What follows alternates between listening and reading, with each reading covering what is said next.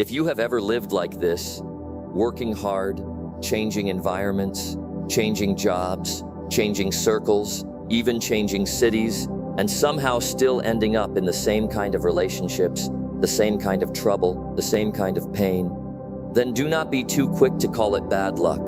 You may have asked yourself questions like these. Why do I always meet this kind of person? Why do some people always run into liars, while others somehow keep meeting the right people at the right time? Why do I work this hard and still feel like my life keeps collapsing into the same mess? Most people hand the answer over to luck, or fate, or bad timing, or some strange season of the stars. But if you are willing to be honest, you may eventually face a much more uncomfortable possibility. A lot of what keeps finding you is not just happening to you, you are calling it in. When Evan was 34, that idea hit him for the first time. He had just come out of another failed partnership. Not the first one. In fact, it was the third. Every time it started the same way. A warm beginning, a bright promise, someone charismatic, persuasive, full of vision, able to describe the future in a way that made it glow. Every time Evan told himself, this one is different, and every time, the ending looked painfully familiar. The structure drifted, promises thinned out, responsibilities became blurry, and in the end, he was the one left cleaning up the wreckage. His friends told him it was bad luck. Some said the world was just full of these people now.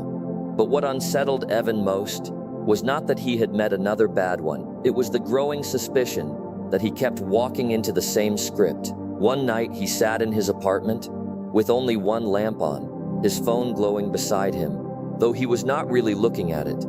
Outside, there was traffic. Inside, a strange kind of silence.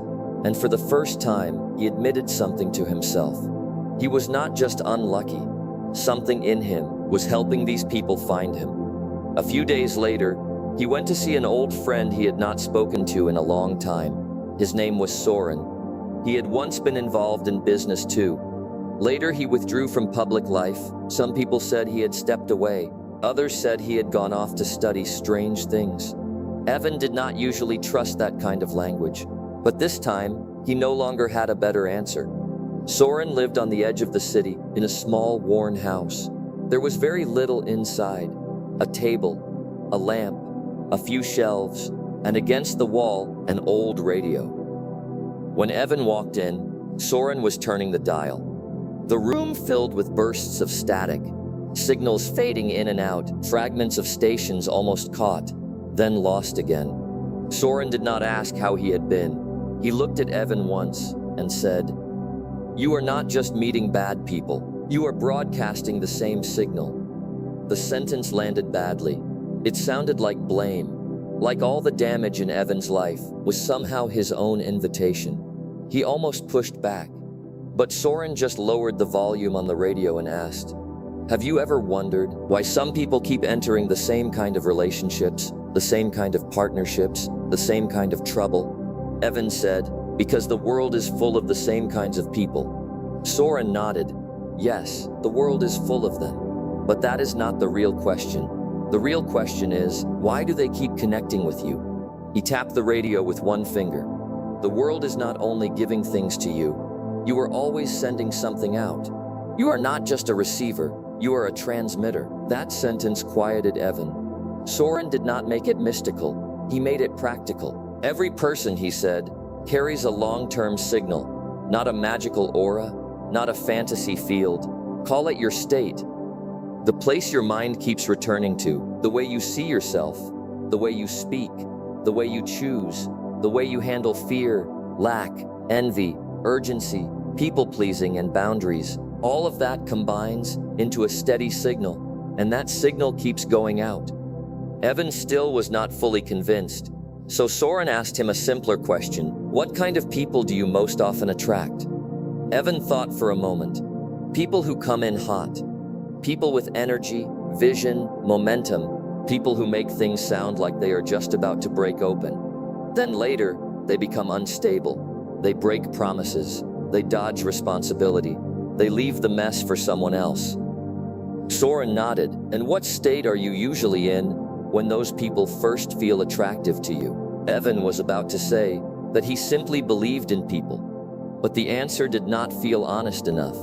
A different answer rose up. It was usually in a hurry to turn things around, in a hurry to catch the opportunity, in a hurry to prove that this time his life was finally about to move. A hurry born from lack, from not wanting to stay where he was any longer. Soren said nothing. He just let Evan hear himself. After a while, Evan said quietly, "So I am not only attracting those people, I am attracting people who match my own urgency, my own hunger, my own unfinished panic." Soren gave the smallest smile. "Exactly. You are not being toyed with by fate. You are repeatedly searching with the same frequency." That night, Soren did not talk about manifestation. He did not talk about magic. He talked about mechanics. The way he explained it was simple. Your world is often an echo of your inner condition. If the film looks wrong, you can keep touching the screen, or you can go back to the projector. Then he took a sheet of paper and drew 3 circles, one inside the other. In the center he wrote, thought. In the middle ring he wrote, speech. In the outer ring he wrote, action. This is your signal structure, he said. At the center is how you think. Around that is how you speak. Around that is how you act. Every day, you broadcast yourself through all 3 layers. The first layer is thought. Soren said many people speak beautifully and behave strategically. But if the code running underneath is built from envy, lack, calculation, self-doubt, or mistrust, then that signal leaks through anyway. Evan asked what that meant in practice. Soren asked him something else. When you see someone ahead of you, more visible than you, more successful than you, what is the first reaction inside you? Evan could not answer with anything elegant. He knew the truth. It was rarely pure admiration. It was often a small sting, a feeling that he was behind again, late again, missing it again. Soren nodded. That is the background noise. You think you are only a little envious now and then, but when a feeling becomes repetitive, it stops being a passing emotion.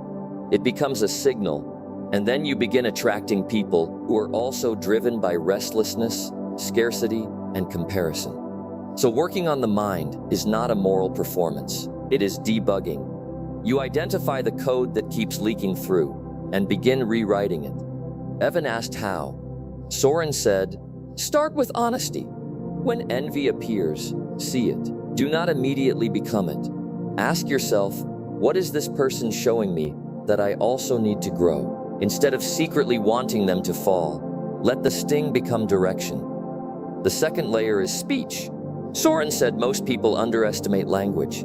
They think words are just words, but language slowly stabilizes your inner world. A person who constantly complains is not only venting, they are repeatedly instructing their own mind. I am helpless. I am unlucky. Life keeps happening against me. I am the victim here. If that language is repeated often enough, other people will hear it.